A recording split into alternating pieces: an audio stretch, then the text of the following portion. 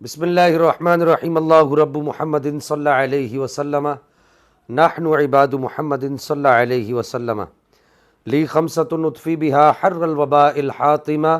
المصطفیٰ والمرتضیٰ وابناہما والفاطمہ۔ جناب حیدر کرار مولا مرتضیٰ مولا علی کرم اللہ تعالی الکریم کا فرمان علی شان، انا صدیق الاکبر لا یقولها بعدی الا کذاب،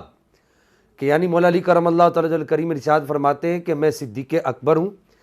میرے بعد جھوٹا آدمی ہی اپنے آپ کو صدیق اکبر کہے گا، یعنی کہ میرے بعد صدیقیت کبریٰ کا دعویٰ کرنے والا آدمی سچا نہیں ہے،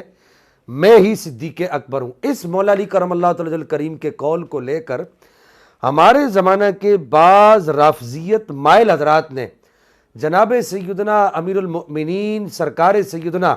ابو بکر صدیق رضی اللہ تعالیٰ عنہ و ارضا عنہ کی صدیقیت کبریٰ پر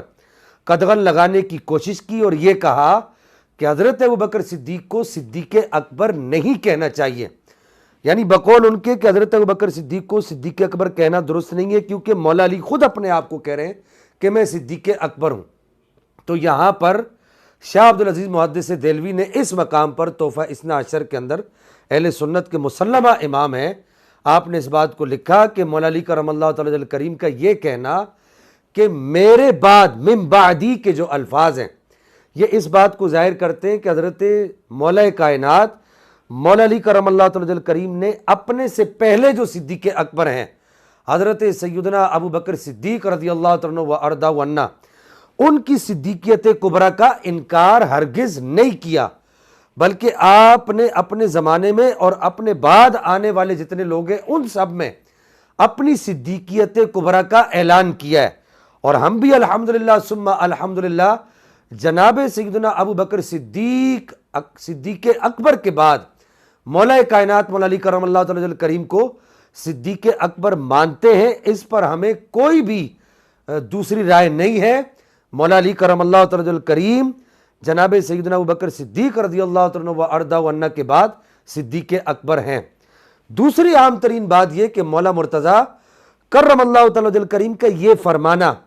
کیا حضرت صدیق اکبر کے زمانہ میں تھا، آپ کے زمانہ خلافت میں تھا، یا اس کے بعد تھا، یا آپ کا اپنے زمانہ خلافت میں یہ قول تھا؟ تو اس طرح کے جتنے بھی اقوال ہیں جناب مولا کائنات مولا علی کرم اللہ تعالی الکریم کے اپنے اقوال یا اس کے علاوہ دیگر اکابرین کے اقوال، مثال کے طور پر ایک قول یہ بھی پیش کیا جاتا ہے مسئلہ تفضیل کے اندر، میں یہ عرض کر دوں کہ ایک قول یہ بھی پیش کیا جاتا ہے کہ حضرت عبداللہ ابن مسعود کے شاگرد کہا کرتے تھے کہ جی ہم حضرت عبداللہ ابن مسعود کو پوری امت سے افضل سمجھتے ہیں، تو اب حضرت عبداللہ ابن مسعود پوری امت سے افضل ہوئے۔ اسی طریقے سے بعض تابعین کے بارے میں کہا جاتا ہے کہ جی وہ یہ کہا کرتے تھے جی ہم حضرت مولا کائنات مولا علی کرم اللہ تعالی الکریم کو افضل سمجھتے ہیں۔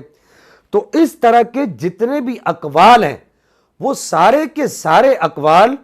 جناب حیدر کرار مولا علی کرم اللہ تعالی الکریم کے زمانے خلافت پر موقوف ہیں، شیخین کریمین کی افضلیت سے یہ اقوال نہیں ٹکراتے۔ اور اسی طرح حضرت عبداللہ ابن مسعود کا جو قول مبارک ہے، ان کے شاگردوں کا جو قول ہے، وہ حضرت عبداللہ ابن مسعود کے زمانے تک موقوف ہے۔ مولا علی کے بارے میں جو اقوال ہیں وہ آپ کے زمانہ خلافت تک موقوف ہے، اور دیگر صحابہ کے بارے میں جو یہ کہا گیا کہ ان کے شاگرد یہ کہا کرتے جی کہ وہ ہمارے زمانے میں افضل، وہ زمانے میں افضل ہیں، وہ سب سے افضل ہیں، تو ظاہر ہے